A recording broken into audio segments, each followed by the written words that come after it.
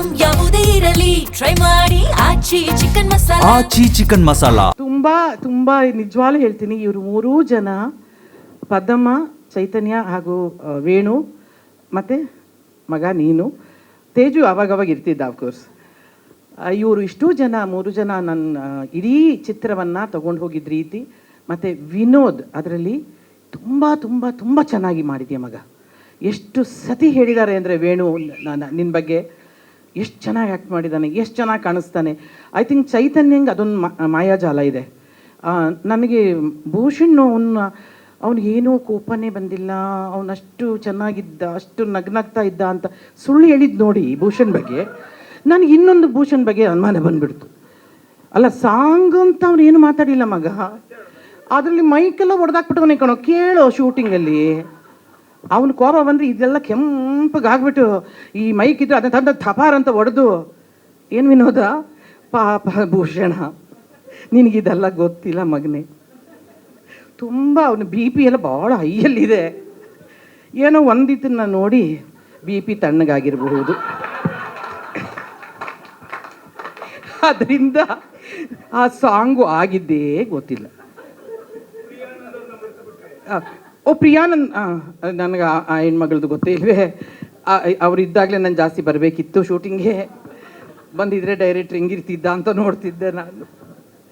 But ತುಂಬ ಖುಷಿ ಅನಿಸುತ್ತೆ. ಈ ಸಿನಿಮಾ ತುಂಬ ಚೆನ್ನಾಗಿ ಬಂದಿದೆ ರೀ, ಎಲ್ಲರ ಬಾಯಲ್ಲೂ ಕೂಡ. ಎಲ್ಲೋ ಅಲ್ಲಿ ಹರಿ ಅವನು ತುಂಬ ಚೆನ್ನಾಗಿ ಎಡಿಟ್ ಮಾಡಿದ್ದಾನೆ. ಬಾರು ಇಲ್ವಾ ಕೂತ್ಕೊಬ, ಎಡಿಟರ್ ನಮ್ಮ ಹರಿ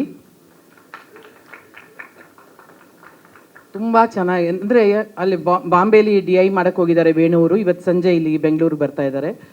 ಎಲ್ಲರ ಬಾಯಲ್ಲೂ ಒಂದೇ ವಿಚಾರ, ಈ ಪಿಕ್ಚರ್ ಕ್ಲಾಸಿಕ್ ಆಗಿ ಬಂದಿದೆ, ತುಂಬ ಚೆನ್ನಾಗಿ ಬಂದಿದೆ, ತುಂಬ ಚೆನ್ನಾಗಿದೆ ಅಂತ ಹೇಳಿ. ನನಗಂತೂ ಎಷ್ಟು ಕ್ಯೂರಿಯಾಸಿಟಿ ಬೆಳೆಸಿದೆ ಅಂದರೆ ಫಸ್ಟ್ ನೋಡ್ಬಿಡ್ಬೇಕು ಈ ಪಿಕ್ಚರ್ನ ಅಂತ ಹೇಳಿ. ಆಮೇಲೆ ಈ ಚಿತ್ರದ ಸಂಗೀತ ನಿರ್ದೇಶಕರು ನಮ್ಮ ಪ್ರವೀಣಿಗೆ ನಾನು 3-4 ಸತಿ ಹೇಳಿದ್ದೀನಿ, ಚೈತನ್ಯಂಗೂ ಹೇಳಿದ್ದೀನಿ. ಭಾರತ ದೇಶದಲ್ಲಿ ಅತ್ಯಂತ ದುಬಾರಿ ಸಂಗೀತ ನಿರ್ದೇಶಕರು ಯಾರಾದ್ರು ಇದ್ದರೆ ಅದು ಸಂತೋಷ್ ನಾರಾಯಣರವರು. ಅತ್ಯಂತ ಬ್ಯುಸಿ, ಅತ್ಯಂತ ದುಬಾರಿ. ಇವಾಗ ಅಂದರೆ ಕೈಗೆ ಎಟಕದಾಬೋದು ಸಂಗೀತ ನಿರ್ದೇಶಕರು ಅಂತ ನಿರ್ಮಾಪಕರಿಗೆ ಈಗಾಗಲೇ ಅರ್ಥ ಆಗಿದೆ ಅವರಿಗೆ. ಆದ್ದರಿಂದ ಅಂಥ ಸಂಗೀತ ನಿರ್ದೇಶಕರನ್ನು ಕನ್ನಡಕ್ಕೆ ಕರ್ಕೊಂಡು ಬಂದು ಪರಿಚಯ ಮಾಡಿ ಅವರ ಕೈಯಲ್ಲಿ ಒಂದು ರೀತಿಯಾದ ಬೀಟ್ ಸಾಂಗ್ಸನ್ನೆಲ್ಲ ಹಾಕಿಸಿ ಆ ಮ್ಯೂಸಿಕ್ನ ಮಾಡಿಸಿರೋದು ಕೂಡ ಶ್ರೇಯಸ್, ಅದು ನಿನಗೆ ಸಲ್ಲಬೇಕು, ನಿನಗೆ ವಿನೋದನಿಗೆ. ಯಾಕಂದರೆ ನೀವಿಬ್ಬರೇ ಡಿಸೈಡ್ ಮಾಡಿದ್ದಂತೆ ಇವರೇ ಬೇಕಂತ ಹೇಳಿ. ಕಂಗ್ರ್ಯಾಚುಲೇಷನ್ಸ್. ಅಲ್ಲ, ಅದು ಅರ್ಥ ಆಗೋರ್ಗೆ ಅರ್ಥ ಆಗಿರುತ್ತೆ ಪಾಪ. ಯಾಕೆ ಸಿನಿಮಾ ಲೇಟು ಅಂತಂದರೆ ಪ್ರೊಡ್ಯೂಸರ್ ಹೇಳ್ಬೋದು ಅದಲ್ಲ. ಬಟ್ ಆದರೂ ಕೂಡ ನಿಜವಾಗ್ಲೂ ಹೇಳ್ತೀನಿ, ಪ್ರತಿಭಾವಂತ ಸಂಗೀತ ನಿರ್ದೇಶಕ, ಅದ್ರ ಬಗ್ಗೆ ಡೌಟೇ ಇಲ್ಲ. ಇಲ್ಲಾಂದರೆ ಸುಮ್ಮನೆ ಇಂಡಿಯಾದಲ್ಲಿ ನಂಬರ್ 1 ಸಂಗೀತ ನಿರ್ದೇಶಕ ಆಗಕ್ಕೆ ಸಾಧ್ಯನೇ ಇಲ್ಲ.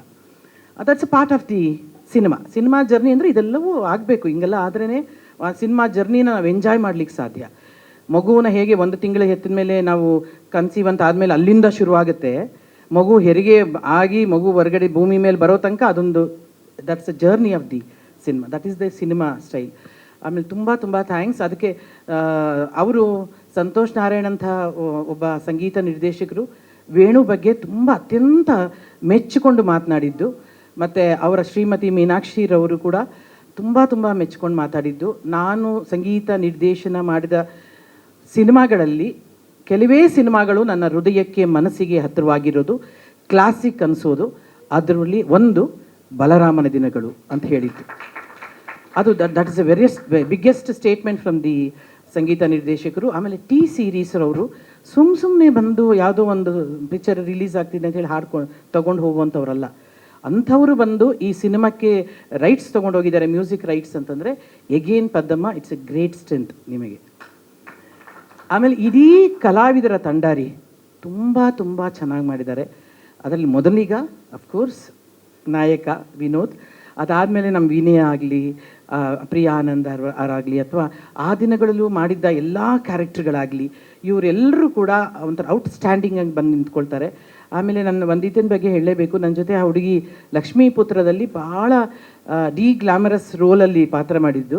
ಈ ಹುಡುಗಿ ಡ್ರೆಸ್ ಈಗ ಹಾಕೊಂಡು ಬಂದಾಗಲೇ ಇರಲಿಲ್ಲ, ಎಷ್ಟು ಚೆನ್ನಾಗಿ ಕಾಣಿಸ್ತೀಯ ನೀನು ಅದರಲ್ಲಿ. ಅದು ನಾನು ಅವಳನ್ನು ಗ್ಲಾಮರಸ್ ನೋಡಿ ನನಗೆ ಅದೊಂಥರ ರೂಢಿ ಆಗಿಬಿಟ್ಟಿತ್ತು. ಅದರಲ್ಲೂ ತುಂಬ ಮುದ್ದಾಗಿ ಪಾತ್ರ ಮಾಡಿದ್ದಾಳೆ. ಇದರಲ್ಲಿ ತುಂಬ ಚೆನ್ನಾಗಿ ಡ್ಯಾನ್ಸ್ ಮಾಡಿದೀಯಮ್ಮ. Bhushan, once again you are a wonderful dance director. ಯಾವತ್ತೂ ಸಿನಿಮಾ ಅನ್ನೋದು ಒಬ್ಬ ಲೈಟ್ ಮ್ಯಾನಿಂದ ಹಿಡಿದು ಎಲ್ಲರೂ ಬೇಕು ಮಗನೆ, ನನ್ನನ್ನು ಮರ್ತೋಗ್ತಾರೆ, ನಾನು ಇದು ಮಾಡ್ತಾರೆ, ಖಂಡಿತ ಇಲ್ಲ. ಸಿನಿಮಾ ಯಾರನ್ನೂ ತಳ್ಳೋದಿಲ್ಲ. ಏಕಂದರೆ ಎಲ್ಲರೂ ನಿಲ್ತಾರೆ, ಅವ್ರವ್ರ ಕೆಲಸದಲ್ಲಿ ಅವ್ರು ನಿಲ್ತಾರೆ.